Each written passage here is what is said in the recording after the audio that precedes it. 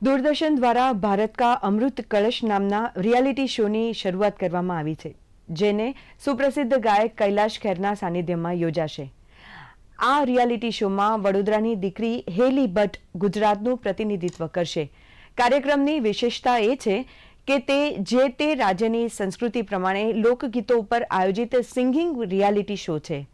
આ શો માટે દેશભરમાંથી યુવાનો ઓડિયન્સ માટે આવ્યા હતા, જેમાંથી 80 ગાયકોની પસંદગી કરવામાં આવી હતી। તેમાંથી અંતિમ 12માં હેલી ભટ્ટની પસંદગી થઈ છે।